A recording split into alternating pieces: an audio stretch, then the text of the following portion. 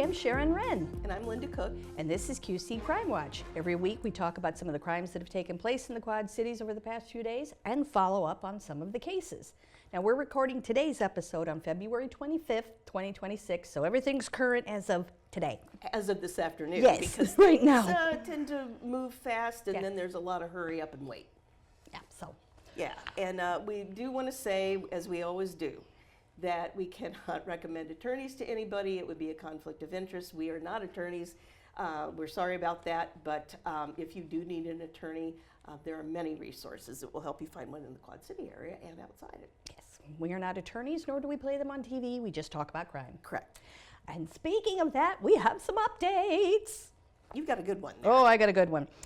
Last week, we told you about Timothy Wilson Jr., who's facing charges of trafficking in stolen weapons, first offense, interference with official acts, firearm, and dominion control over a firearm offensive weapon by a felon. Now, they had a little bit of problem with that the dominion of control of a firearm by a felon. Mr. Wilson, on February 11th, he and his attorney filed a motion to dismiss the felon in possession charge. According to the filing, this is a direct quote, "The issue is whether the state of Iowa's blanket ban on felons in possession of firearms is constitutional and whether it can withstand strict scrutiny. The defendant contends that Iowa code is unconstitutional as applied to him under Section 1, Section 1A of the Iowa Constitution, which they all say the right of the people to keep and bear arms shall not be infringed, and the sovereign state of Iowa affirms and recognizes this right to be a fundamental individual right." They had a hearing on February 23rd, and the court dismissed the motion, or denied the motion. Okay, so basically, he said the charge was unconstitutional. Right. Okay. And the judge disagreed, so it's back on. It's back on, and this case continues. Right. Right, and we'll continue to watch it.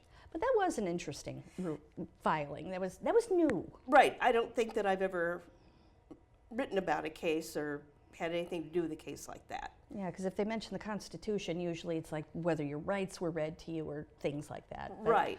Okay, we learned something today. We did, I did. Yes. I was really surprised when you were telling me about that case. This one's kind of sad, and what I'll do, Sharon, is talk about this recent one, bounce back to you, and do a kind of a recap of an older case that is a little bit similar to this. Right. East Moline police have arrested a victim's son in connection with the homicide investigation into the death of Bonnie L. Smith. And we heard about this on yesterday, actually Tuesday. Michael A. Bryant, 32, has been arrested and charged with 2 counts of first-degree murder. He is Smith's son. Now, this kind of thing doesn't happen very often. So Bryant was being held Tuesday in the Rock Island County Jail, and that's I know he appeared in court today, but I'm not caught up yet. Right. At the time of his arrest, he was already in custody at the jail on a petition to revoke or modify pretrial release conditions related to a prior domestic battery charge. So he was arrested in the jail and then arrested again. The news release we received from police says that Smith's death occurred on Friday, January 23rd, in an apartment in the 1100 block of 15th Avenue in East Moline. Now, police still ask anyone with information about the case to contact East Moline Police at 309-752-1545 or Crime Stoppers of the Quad Cities at 309-762-9500 or use the P3 Tips mobile app. Now, that isn't a lot of information, I know that, but more information will come out as court appearances and court documents continue to be filed. Right, and discovery and yes, all that good stuff. Very sad. When you have told us about what's coming up next, your more recent one, I want to talk about a crime that happened in 2021 involving a son and a mother. Well, we have another update. We told you about Sheila Bosworth, the former city clerk in McCausland, who was arrested on 26 counts of felony forgery after an investigation by the Iowa State Auditor's Office. The complaint said Ms. Bosworth used U.S. currency and a credit card belonging to the city for personal use to the tune of about $61,800. Bosworth pleaded guilty to 3 counts of forgery, first-degree theft, identity theft over $10,000, and non-felonious misconduct in office. She will be sentenced May 28th. Okay. Now, this is one of those ones where this didn't happen that long ago, and the justice system just scooted along. It went fast. Right. And sometimes things conclude within months. Right. But sometimes it takes Years. years. In fact, I know of a homicide case that's been going on for more than 4 years and maybe more than 5 in Rock Island County Jail. Yep. Involving a woman and a man, and we have discussed this before Right. on here. But that one still continues. So Yeah, because one of the defendants had a hearing, and it's been moved down to April. April, is I the next think. hearing. Yeah. So, This is I would say more rare than anything to Yeah. have a case move along that Right. quickly. Right. So when a child kills or is accused of killing a parent, the mother, that's called matricide, and we don't hear much about that. It's kind of you think about plays, Shakespearean Yeah. things, that sort of situation in fiction. But in real life, you and I haven't covered all that many No. instances of someone killing a parent. Right. So I did a little bit of research here before we met for this podcast. And according to the statistics I found, 1 to 2% of all the homicides in the United States are matricide. Oh. So that's hardly any at all. Right.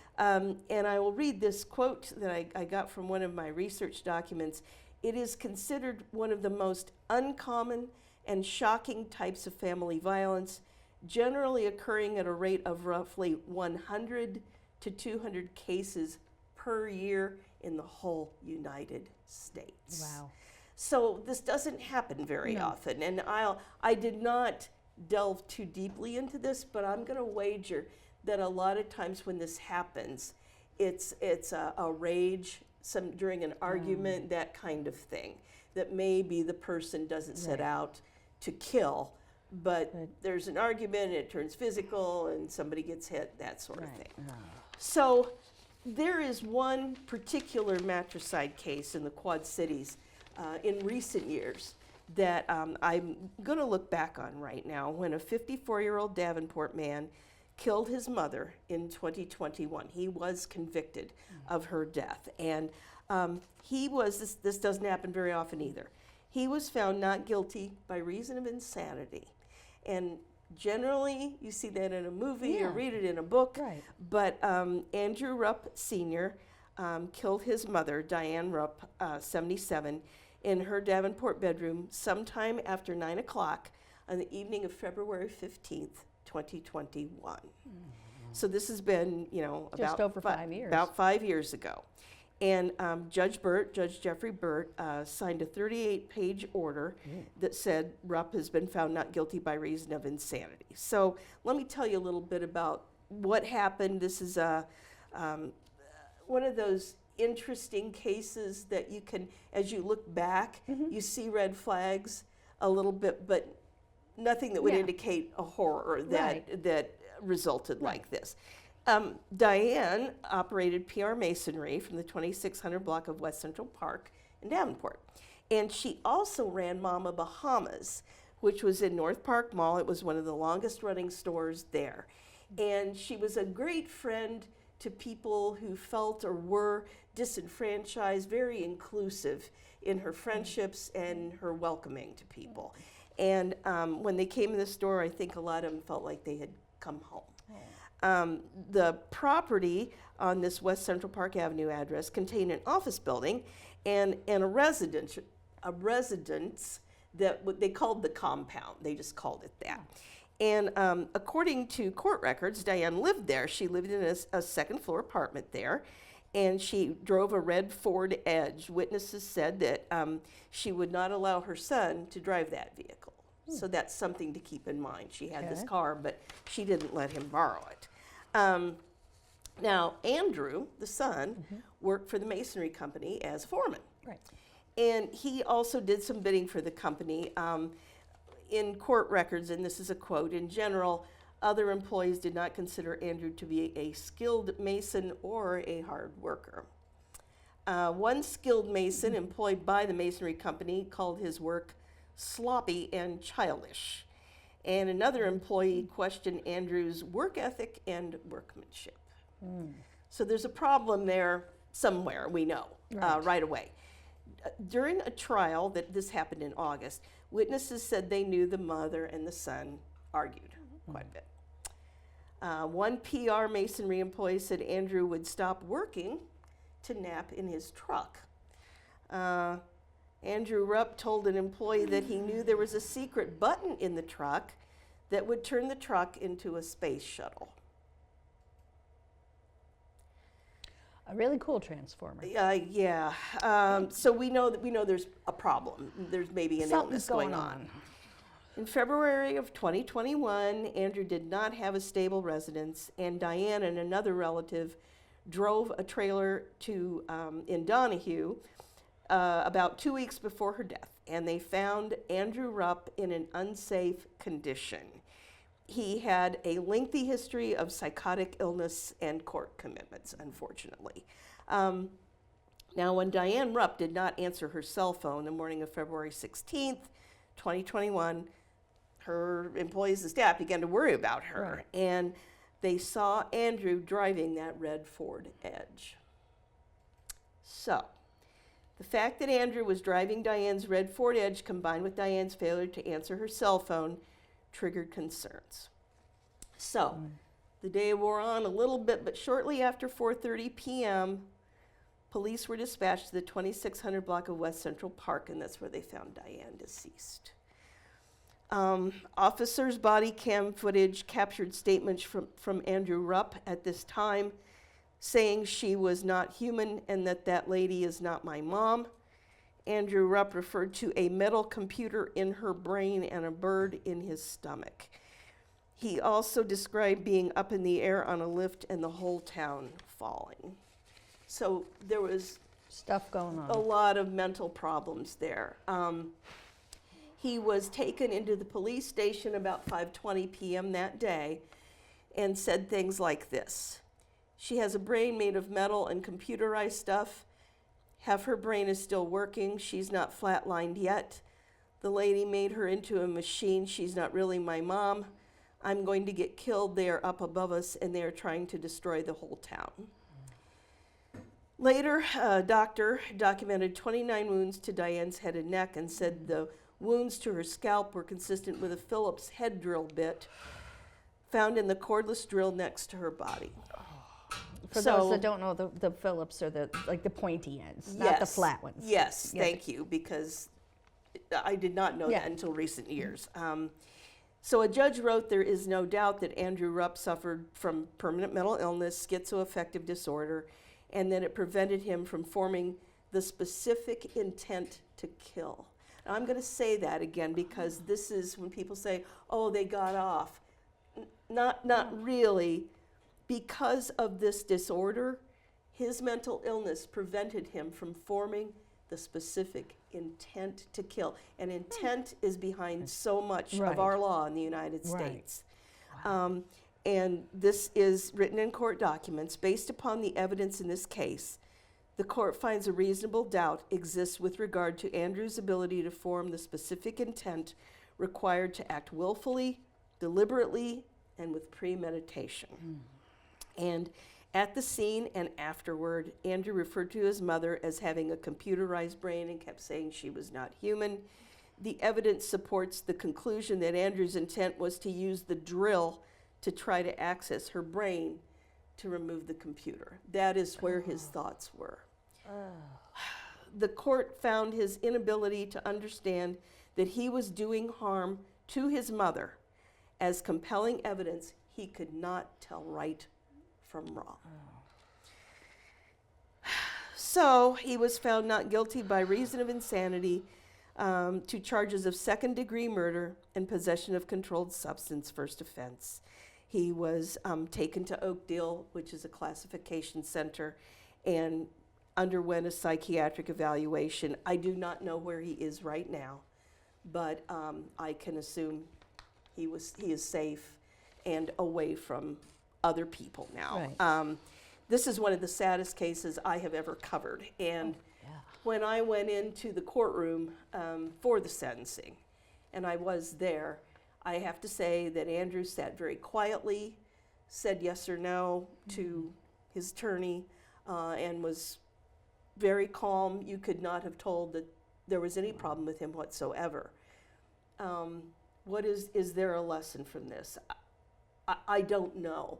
I know that when people show signs of this sort of disorder, and maybe you notice, maybe it's time to take measures then and have an intervention. I honestly do not know, but the world lost a really good lady, and he has to live with this. And sadly, the state of mental health care in this country isn't top notch. No, and So I wish it's sad all the I way. wish somebody could have done, maybe they could have done something. But anyway, that's the last matricide case that I remember that a lot of people were talking about because of the circumstances of it. And my heart goes out to the whole family. Right, because that's just terrible. Yep. Yep. Oh, well, moving on, we have more updates on cases.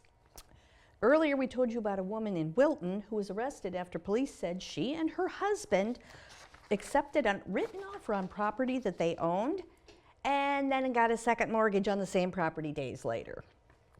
The criminal complaint filed in Scott County Court said on July 3rd and 4th of 2025, the defendants, identified as Michelle Driver, age 52, and her husband Joshua, age 51, accepted a written offer on property they owned in Walcott. So, okay, so that's 3rd and 4th, right? On July 10th, the drivers are accused of signing for and accepting a second mortgage on the same property for $49,885.59. The transaction was recorded in the Scott County Recorder's Office on July 23rd. On July 24th, the next day, they swore on a composite mortgage affidavit that they had not obtained any mortgages, lines of credit, or bridge loans on the property within the previous 90 days. And it was notarized.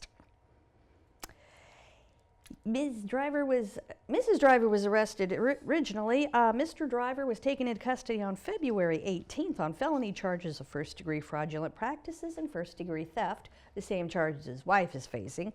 And he's scheduled for a preliminary hearing on February 27th. Oh, that's okay. Yeah, so but the last time we talked about them, he was still not in custody. Right, but now he is, so that has moved along. And preliminary hearings, by the way, I think you and I have been to a few, but normally those are so quick that it's better for us to just look at the documents because there's a group, usually a great group of people in the courtroom.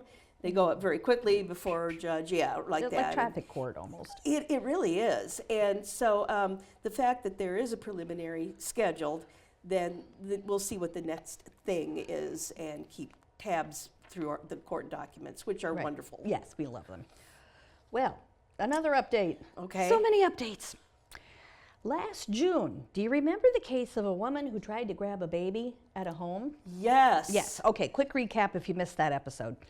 According to the complaint, Davenport police responded to the 1200 block of South Michigan Avenue on June 30th of last year, about 2:15 in the afternoon, about a burglary/home invasion and a baby being taken from the residence.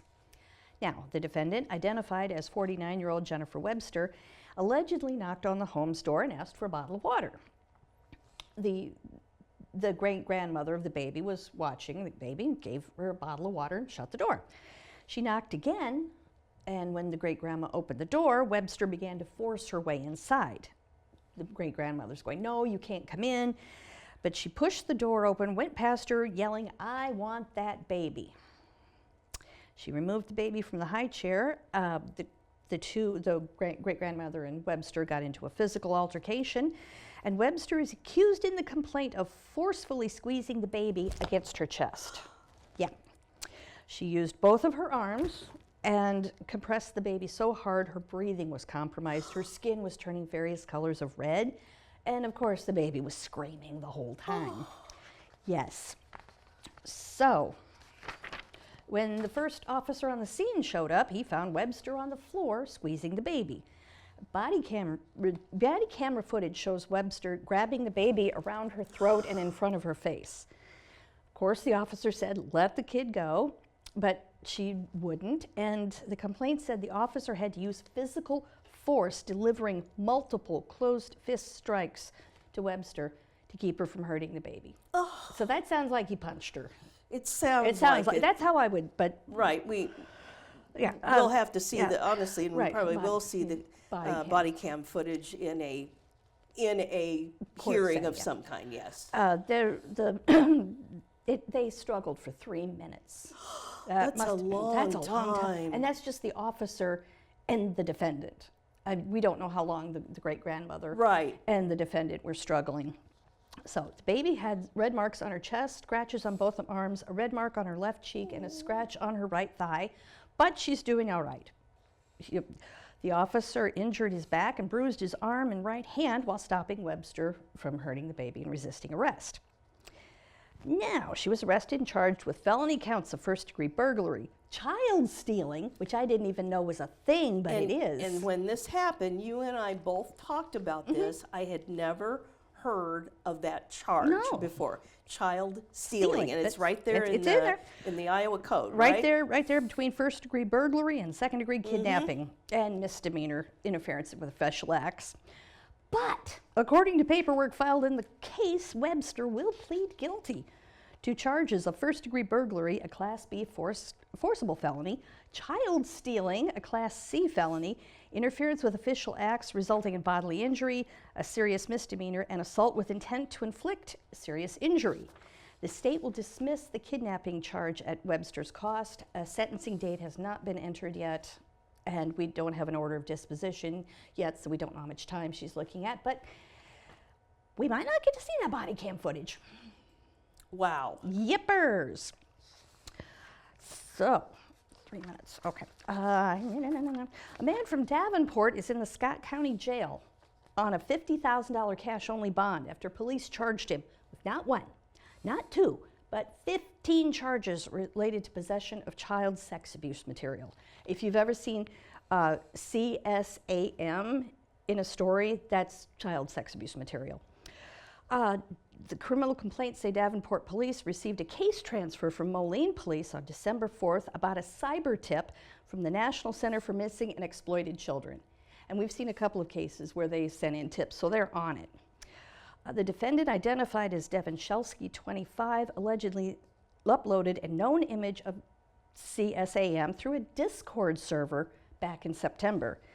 They seized some of his devices, searched, and they found about 130 images and videos involving girls with ages ranging from toddler to mid-teen, all in various stages of undress. Investigators found about 19 images and videos that were placed on the device after July 1st, 2023, and about 110 had been put on there before June 30th, 2023. Investigators also checked his search history, found in search topics related to child sex abuse material, and decorum forbids me from sharing them, but they're bad. Bad search. Here's the thing, and I'm a big fan of Chris Hansen, so I think about this kind Right. of stuff. Remember, everything digital can be traced. Well, he's been charged with 10 felony counts of possession, depiction of a minor in sex acts, 5 felony counts of sexual exploitation of a minor, purchasing materials. He's in the Scott County Jail on a $50,000 cash-only bond and has a preliminary hearing on March 3rd. Oh, we're following this one. Okay, yeah, we Yes. will follow that one. And hopefully you will follow what we always say at the very end of these little podcasts, and that is Lock your car doors. Lock your doors. Even if you're going to be inside for just a few minutes, look Lock at what them. happened. The lady that let the other lady in, or kind of. Yeah. Had she locked the door, maybe, Who knows? and called the police. We can't Yeah. second guess everything. Right. But please keep yourself safe.